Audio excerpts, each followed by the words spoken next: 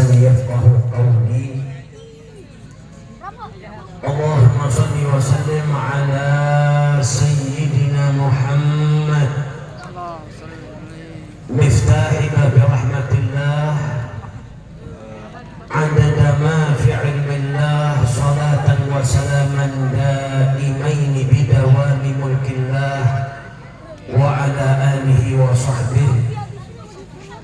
أما بعد، حضرة المحترمين, para alim, para ulama, para habaib, para kiai, para asatid, para tokoh masyarakat yang dimuliakan oleh Allah Subhanahu wa Ta'ala, wabil khusus yang saya hormati Al-Habib Muhammad Rizik bin Husain bin Syihab, dan juga saudara saya Al-Habib Ahmad Al-Attas, Al-Habib Ahmad Syakir bin Zain Al-Aidrus, Al-Habib Muhsin bin Zaid Al-Attas, dan segenap para habaib, para alim ulama, para tokoh masyarakat yang tidak bisa saya sebutkan satu persatu tanpa mengurangi rasa hormat. Hadirin wal hadirat yang dimuliakan oleh Allah Subhanahu wa Ta'ala, alhamdulillah, malam hari ini tidak dikumpulkan kita di majelis ini terkecuali karena Allah hendak mengampuni dosa-dosa kita semua. Karena dijelaskan dalam hadis, majelis-majelis zikir seperti ini dicari dan dihadiri oleh para malaikat-malaikatnya Allah Subhanahu wa Ta'ala. Selesai dari majelis seperti ini ada dialog di mana Allah bertanya kepada para malaikatnya, dan kemudian Allah berkata kepada para malaikatnya, qad ghafartu lahum, aku telah ampuni dosa-dosa mereka semua. Ada malaikat yang berkata kepada Allah, ya Rabb, tapi di antara hambamu itu ada fulan, seorang hamba yang banyak dosa, datangnya dari rumah juga bukan niat untuk menuntut ilmu atau berzikir seperti tadi yang disampaikan dalam kisah majlisnya Habib Hasan bin Saleh Al-Bah. Dijelaskan innama marra fajalasa ma'ahum, itu orang yang banyak dosa kebetulan lewat kemudian duduk bersama mereka. Apa kata Allah Subhanahu wa Ta'ala? Qad ghafartu lahu, dan aku ampuni pula untuknya. Humul qaum la yashqa bihim jalisuhum, mereka adalah sekelompok orang yang mana yang duduk dengan mereka tidak celaka, tidak binasa. Artinya malam hari ini kita tidak bisa hadir ke majelis ini kecuali karena izin Allah. Dimudahkan langkah kita untuk hadir ke majelis ini, artinya insya Allah kita tidak dihadirkan di tempat ini kecuali karena Allah hendak mengampuni dosa-dosa kita, dan kita dikumpulkan dengan orang-orang soleh, orang-orang mulia di majelis ini agar kita tidak celaka di dunia dan tidak celaka di akhiratnya Allah Subhanahu wa Ta'ala. Amin ya rabbal alamin. Alhamdulillah, malam hari ini di majelis ini kita sama-sama memperingati Maulid Nabi besar Muhammad sallallahu alaihi wasallam. Di majelis ini kita diajak untuk lebih kenal dengan Nabi Muhammad.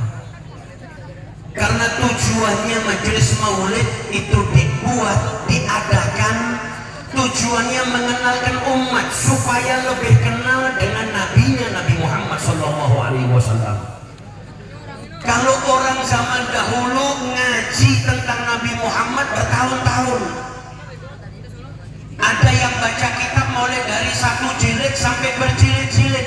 Rupanya para ulama kita zaman dahulu tahu akan semangatnya umat di akhir zaman yang sudah mulai merosot tidak seperti dahulu. Maka mereka susun satu kitab yang singkat yang di dalamnya terdapat sejarah hidupnya Nabi, ada syama'ilnya Nabi, ada dalailnya Nabi, ada mukjizatnya Nabi, yang bisa dibaca hanya dalam waktu kurang dari 1 jam, agar setiap umat tidak lagi melupakan nabinya atau atau tidak kenal dengan nabinya. Mulai dari Maulid Al-Barzanji, Maulid Ad-Daibai, Maulid Sifud Durar dan lain sebagainya, supaya kita punya ikatan dengan Nabi besar kita Muhammad sallallahu alaihi wasallam. Di zaman Nabi dulu banyak orang yang jatuh cinta kepada Nabi Muhammad karena kenalnya dengan cara berjumpa dengan Nabi Muhammad sallallahu alaihi wasallam. Kita yang hidup 1400 tahun setelah Nabi Muhammad masih bisa cinta kepada Nabi, masih bisa kenal kepada Nabi dengan apa? Hadir ke majelis yang di situ diajarkan sejarah hidupnya Nabi Muhammad dan diajarkan syama'ilnya Nabi besar Muhammad sallallahu alaihi wasallam. Apa majelis-majelis seperti ini bisa menjamin kita cinta dengan Nabi? Ya kalau kita sering dengar tentang Nabi Muhammad, insya Allah kita akan cinta kepada beliau. Karena fitrahnya manusia, wataknya manusia itu cinta dengan keindahan. Dan tidak ada manusia yang lebih indah dari Nabi Muhammad SAW. Maka yang di dalam hatinya tidak ada kesesatan, maka dia akan jatuh cinta dengan keindahan yang luar biasa yang Allah berikan kepada Nabi besar Muhammad SAW. Ada cucunya Nabi Muhammad namanya Hasan, Al-Hasan bin Ali bin Abi Thalib karramallahu wajhah. Sayyidina Hasan ini berjumpa dengan Nabi. Beliau masih kecil. Bahkan Nabi pernah sholat ketika sujud, lama sujudnya. Para sahabat sampai bingung kenapa Nabi kok sujudnya lama. Dan ketika Nabi selesai dari sholat, Nabi menyampaikan sebabnya Nabi tadi sujudnya lama karena cucunya Hasan itu naik di pundaknya Nabi. Dan Nabi nggak mau ganggu. Selesai anak itu turun, baru Nabi angkat kepalanya. Hidup di zamannya Nabi, tapi beliau masih kecil. Berjumpa dengan kakeknya Rasulullah, melihat keindahannya Nabi Muhammad. Apakah Al-Hasan merasa cukup dengan kenalnya sekian tahun kepada Nabi Muhammad? Tidak. Kalau kita baca kitab Syama'il, kita dengar riwayat yang luar biasa. Bagaimana Al-Hasan bin Ali bin Abi Thalib berkata, sa'altu Khalid bin Abi Hala an hilyati Rasulillah sallallahu alaihi wasallam. Cucunya ketemu sama Nabi tapi gak berhenti cari tahu tentang Nabi Muhammad. Saya pernah tanya kepada paman saya Hind bin Abi Hala, wa kana wasafan, dan beliau orang yang ahli dalam mensifatkan keindahannya Nabi Muhammad sallallahu alaihi wasallam. Yang ditanya apa? Keindahan Nabi Muhammad. Tujuannya apa? Supaya bisa ngikutin Nabi Muhammad. Ini yang kita lakukan malam hari ini, mencontoh Al-Hasan bin Ali bin Abi Thalib datang ke majelis maulid. Tujuannya apa? Pengen kenal dengan Nabi. Kalau mereka dulu kenal dengan Nabi dengan melihat langsung Nabi Muhammad dan jatuh cinta, kita di sini mendengar tentang Nabi Muhammad dan insya Allah pulang dari majelis tambah cinta kepada Nabi Muhammad SAW. Karena Sayyidina Ali bin Abi Thalib, beliau sudah menjelaskan, orang yang berjumpa dengan Nabi Muhammad, man ra'ahu badihatan habah. Orang itu kalau ketemu sama Nabi Muhammad min khairi qasdin, tiba-tiba ketemu sama Nabi Muhammad, maka wibawanya Nabi itu kadang bikin orang itu gemetar. Bahkan ada yang duduk di sampingnya Nabi Muhammad, badannya gemetar. Dan Nabi orangnya tawadhu, rendah hati, kemudian penyayang, ditenangkan sama Nabi. Tenang. Nabi mengatakan, saya hanya anak seorang wanita yang dulu tinggal di Mekah, kanat ta'kul al-gadi, yang makanannya daging yang dikeringkan, dendeng. Tujuannya Nabi mengucapkan seperti itu supaya orang itu tadi gak gemetar lagi, gak merasa takut, supaya hajatnya yang hendak disampaikan kepada Nabi Muhammad bisa dia sampaikan dengan mudah. Kata Sayyidina Ali, orang kalau berjumpa dengan Nabi maka dia akan gemetar karena wibawanya Nabi Muhammad SAW. Tapi Sayyidina Ali kasih kunci kepada kita, wa man khalaqahu ma'rifatan. Tapi kalau orang sudah kumpul dengan Nabi, kenal dengan Nabi Muhammad SAW, apa yang ia dapat? Ahabbah, jatuh cinta kepada Nabi Muhammad. Kata Syekh Abdullah Al-Lahji, bukan hanya sekedar ahabbah, tapi cintanya sama Nabi Muhammad melebihi daripada cintanya kepada bapaknya, ibunya, anaknya, hartanya, dan apapun yang ada di muka bumi. Maka kita lihat para sahabat sahabat Nabi itu ketika cinta sama Nabi melebihi daripada apapun yang mereka miliki. Sayyidina Abu Bakar Siddiq ketika Nabi mau masuk ke gua Thur dihadang, jangan masuk dulu ya Rasulullah, ini gua sudah ratusan tahun gak ada yang masuk, bisa jadi ada binatang buas, ada sesuatu yang bisa mencelakakan, biar saya yang masuk. Nah terus kalau yang masuk Sayyidina Abu Bakar, kalau ada sesuatu yang membinasakan, ada binatang buas, apa beliau gak kena? Ya kena. Lantas kenapa beliau masuk terlebih dahulu, rela kehilangan nyawanya demi Nabi Muhammad SAW? Cintanya kepada Nabi Muhammad melebihi daripada cintanya kepada dirinya sendiri. Para sahabat Nabi itu dapat ujiannya dari Allah luar biasa. Ketika terjadi peperangan fase setelah Nabi hijrah ke Madinah, itu ada sahabat Nabi yang berada di safnya Nabi Muhammad melawan orang-orang kafir Quraisy, dan di saf musuhnya bapaknya. Diuji oleh Allah mana yang lebih ia cintai. Nah ini kita datang di majelis seperti ini ingin kenal dengan Nabi yang dikatakan oleh Sayyidina Ali dari waman khalaqahu ma'rifatan ahabbah. Kita pengen cinta sama Nabi. Salah satu cara untuk mencintai Nabi Muhammad bagaimana mengenal Nabi besar Muhammad sallallahu alaihi wasallam. Syekh Abdullah Sirajuddin Al-Husaini, beliau dalam kitabnya Sayyidina Muhammad mengatakan apa? Wala raiba annal asbab al-mahabbah. Tidak diragukan lagi bahwasanya sebab-sebabnya orang itu cinta itu kembali kepada tiga macam hal. Yang pertama al-jamal wal kamal wan nawal. Ini kalau sudah ada di dalam hati kita, ya kita bakal jatuh cinta kepada Nabi Muhammad. Mau bicara jamal, indah, tidak ada yang lebih indah dari Nabi Muhammad. Ada sahabat yang mengumpamakan Nabi Muhammad lebih indah daripada bulan purnama. Ada yang mengumpamakan Nabi Muhammad lebih indah dari matahari. Dan banyak yang mengumpamakan Nabi Muhammad, saya gak pernah melihat yang sepertinya, yaitu seperti Nabi Muhammad. La qablahu wa la ba'dahu. Sebelum Nabi Muhammad gak ada yang seperti Nabi Muhammad, setelah Nabi Muhammad juga gak ada yang seperti Nabi besar Muhammad sallallahu alaihi wasallam. Ada lagi yang muji Nabi Muhammad dengan syairnya. 1400 tahun syair itu disusun buat kita yang rindu dengan Nabi, buat kita yang pengen tahu indahnya Nabi itu seperti apa.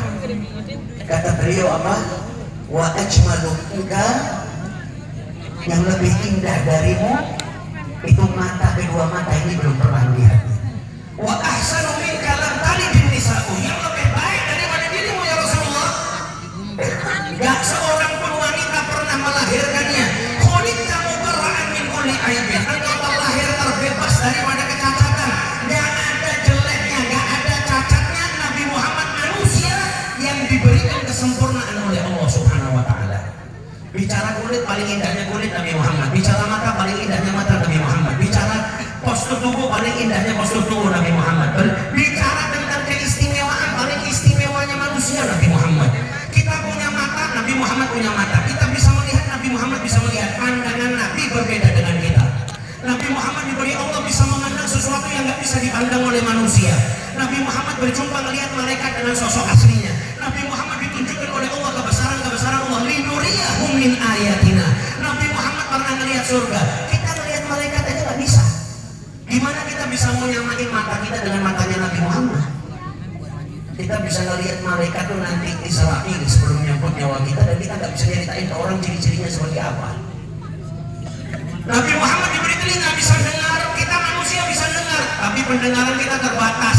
Nabi lewat jalan ada kuburan, 2 orang disiksa dalam kuburnya, Nabi dengar. Dengar suara malaikat, dengar pintu langitnya Allah dibuka. Nabi Muhammad diberi keistimewaan oleh Allah dalam suaranya. Dan Nabi gak perlu ini, gak perlu yang saya pegang, gak perlu pengeras suara, gak perlu mic. Suaranya Nabi yang indah itu disampaikan oleh Allah ke tempat yang jauh tanpa adab. Ada sahabat Nabi yang meriwayatkan ketika kami pergi haji dan kami sampai di tempat singgah-singgah kami di Mina. Mereka duduk di tempat singgah-singgahnya, Nabi Muhammad beserta para sahabat yu'allimul manasik, dan yang berada di tempat singgah mendengar penjabarannya Nabi Muhammad. Nabi Muhammad ketika di Mesir naik ke mimbar, sahabat pada berdiri. Nabi perintahkan duduk, dijelesu, disuruh duduk sama Nabi Muhammad. Satu masjid semuanya duduk. Ada satu sahabatnya Nabi Muhammad namanya Abdullah bin Rawahah. Tapi posisinya nggak di masjid, posisinya di Bani Khanmin, sedang berjalan. Dengar perintahnya Nabi duduk, dia duduk di tempatnya. Suaranya sampai ke tempat yang jauh. Bahkan sepupunya Nabi Muhammad meriwayatkan, saya itu kalau malam Nabi Muhammad baca Quran, Nabi itu kalau malam baca Quran di Ka'bah. Wa ana ala arishi, dan saya di dalam rumah saya, dalam kamar saya, di tempat tidur saya mendengar bacaan Qurannya Nabi besar Muhammad sallallahu alaihi wasallam. Suaranya istimewa, pendengarannya istimewa, penglihatannya istimewa. Ini kita kalau semakin tahu keistimewaan Nabi Muhammad, nambah kita jatuh cinta dengan Nabi Muhammad. Jadi kalau mau bicara jamal, keindahan, nggak ada yang ngalahkan Nabi. Fisiknya nggak ada yang ngalahkan, kemudian batinnya juga ada yang ngalahkan. Nabi Muhammad itu ahsanan nasi khuluqan wa khalqa. Fisiknya paling indah, apalagi akhlaknya. Akhlaknya sampai dipuji oleh Allah dalam Al-Quran, wa innaka la'ala khuluqin azim. Kita ini manusia biasa, kalau akhlak kita mau ditulis bab dalam kehidupan kita dari mulai lahir sampai mati, yang jelasin rendah hati kita, ya Allah, bisa selembar aja bagus. Para ulama kalau nulis tentang akhlaknya Nabi Muhammad, satu sifat, satu akhlak sama kita. Membahas tentang tawadhu'nya Nabi Muhammad itu dari zaman ratusan tahun sampai hari ini kita masih dapatin ulama terus membuat karyanya yang menjelaskan tentang sifat-sifat indahnya Nabi Muhammad. Mau bicara tawadhu, gak ada yang ngalahkan tawadhu'nya Nabi Muhammad. Ma'ului maqamihi, derajatnya paling tinggi, tapi beliau orang yang paling rendah hati. Karena yusallimu ala sibyan, pelajaran kayaknya sederhana tapi istimewa. Nabi Muhammad itu kalau ketemu anak kecil, beliau yang ucap salam terlebih dahulu. Lihat bagaimana tawadhu'nya Nabi. Kita gak usah sama anak kecil, kadang kita ketemu orang yang kita anggap atau kita pandang sebelah mata, kita malu mau ucap salam terlebih dahulu. Tapi Nabi sama siapapun beliau mengucap salam. Ketemu anak kecil, beliau yang ucap salam. Anak kecil, selain Nabi mengajarkan sunnah kepada anak-anak itu, biar kalau ketemu ucap salam, menunjukkan bagaimana rendah hatinya Nabi Muhammad. Anas bin Malik punya adik namanya Aba Umair, julukannya, kunyahnya Aba Umair. Mainannya burung. Anak kecil kan kalau pulang sekolah suka beli burung. Burung yang kecil lucu, parutnya berwarna merah. Burungnya mati. Aba Umair ini sedih. Nabi ketika masuk ada anak wajahnya sedih.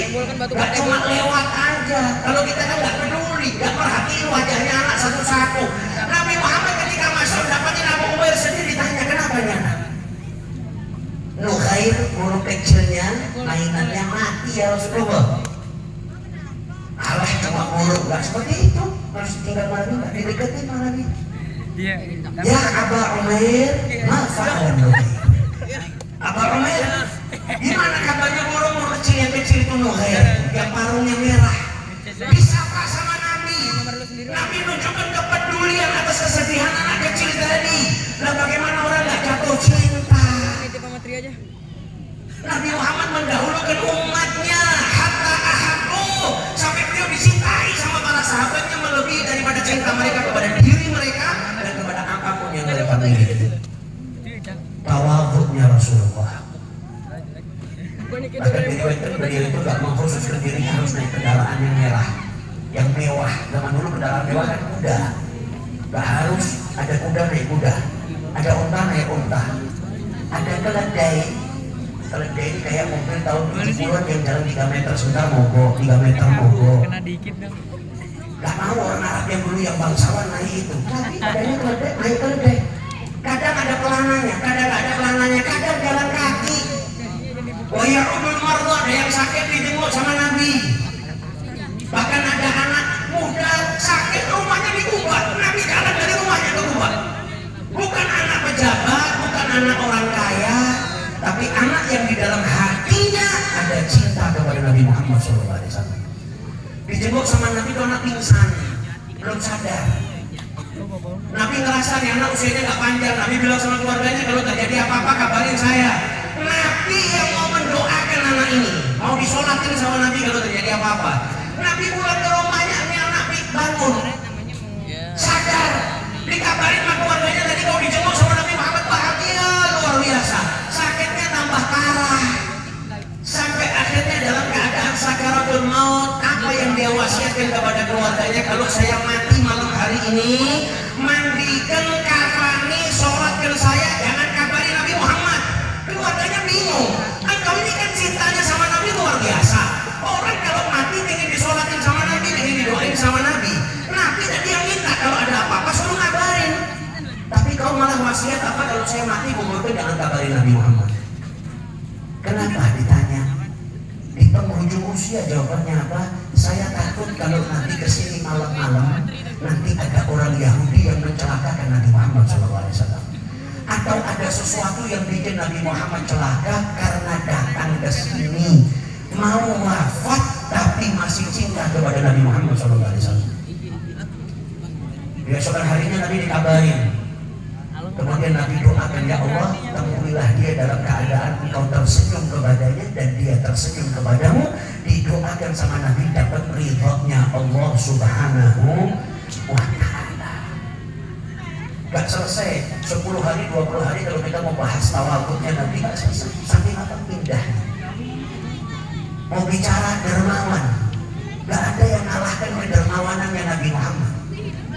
Nabi Muhammad itu bukan orang miskin. Nabi Muhammad diberi harta yang berlimpah oleh Allah, tapi hartanya gak pernah ditimbun. Datang pagi belum sore datang sudah habis. Datang sore malam belum tiba sudah habis. Dan itu yang diajarkan sama Nabi Muhammad kepada orang-orang yang cinta kepada Nabi Muhammad. Sayyidina Umar ketika jadi khalifah panggil pembantunya, kirimkan ini kepada Abu Ubaidah al-Jarrah dan tunggu di situ lihat apa yang dilakukan oleh Abu Ubaidah. Setelah itu pergi ke Mu'adh bin Jabal, berikan ini harta dari saya dan lihat apa yang dilakukan sama mereka. Balik pembantunya dikabarkan kepada Sayyidina Umar, apa yang kau lihat? Ketika terima uang langsung panggil pembantunya, taat, berikan kepada bulan 2, berikan kepada bulan 7, berikan kepada bulan sampai gak tersisa apapun dibagikan. Dan Nabi Muhammad diberi harta yang berlimpah oleh Allah, ya habis dibagikan sama Nabi Muhammad. Makanya dikatakan oleh para ulama, Nabi Muhammad itu yu'ti ata'al muluk. Kalau ngasih seperti raja, tapi hidupnya seperti orang yang sangat sederhana. Hidupnya sederhana, tapi kalau ngasih nggak seperti ngasihnya orang sederhana. Ngasihnya seperti ngasihnya seorang raja yang terima kambing dari Nabi entah berapa jumlahnya saking banyaknya. Itu pulang kepada kaumnya bilang apa? Ayuhal qaum aslimu inna Muhammad yu'ti ata'an man la yakhshal faqah. Muhammad itu kalau memberi suatu pemberian ngasihnya nggak takut miskin. Saking apa banyaknya pemberian yang diberikan oleh Nabi Muhammad SAW. Sifat karomnya Nabi Muhammad gak ada yang kalahkan. Sifat ibadahnya Nabi, padahal gak punya dosa, maksum, tapi gak ada yang bisa kalahkan ibadahnya Nabi Muhammad. Gak punya dosa, dijaga sama Allah, tapi kalau sholat malam sampai kakinya bengkak. Sholat malamnya panjang. Sahabat sampai bertanya, kenapa kau bersusah payah seperti itu ya Rasulullah? Wa qad ghafara Allahu laka ma taqaddama min dhanbika wa ma ta'akhkhar. Sedangkan kau enggak punya dosa. Apa kata Nabi Muhammad? Afala akunu 'abdan syakura. Sholat malamnya Nabi sampai kakinya bengkak tak lain sebagai bentuk syukurnya Nabi kepada Allah Subhanahu wa ta'ala. Bukan karena banyak dosa, Nabi Muhammad enggak punya dosa. Dan terus bagaimana dengan ucapan waqad ghafarallahu laka ma taqaddama, telah diampuni dosamu. Ghufran kata para ulama maknanya as-satr, penghalang. Penghalang itu bisa bainal abdi wa dzanbi, antara seorang hamba dengan dosa. Ada penghalangnya sehingga hamba tersebut tidak melakukan perbuatan dosa. Itu buat para nabi dan para rasul maksum.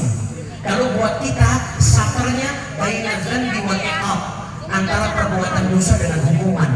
Kalau berbuat dosa, taubat kepada Allah, diberikan maghfirah, ghufran dari Allah Ta'ala, maka tidak dihukum oleh Allah Subhanahu wa Ta'ala. Mau bicara ibadah nggak ada yang ngalahkan ibadahnya Nabi. Mau bicara akhlaknya Nabi Muhammad apalagi paling istimewa. Fama min khuluqin fil bariyati mahmud illa wa huwa mutalaqan an zainil wujuh. Di muka bumi ini akhlak yang terpuji seperti apapun, muaranya sumbernya sulit tahu dan siapa Nabi Muhammad.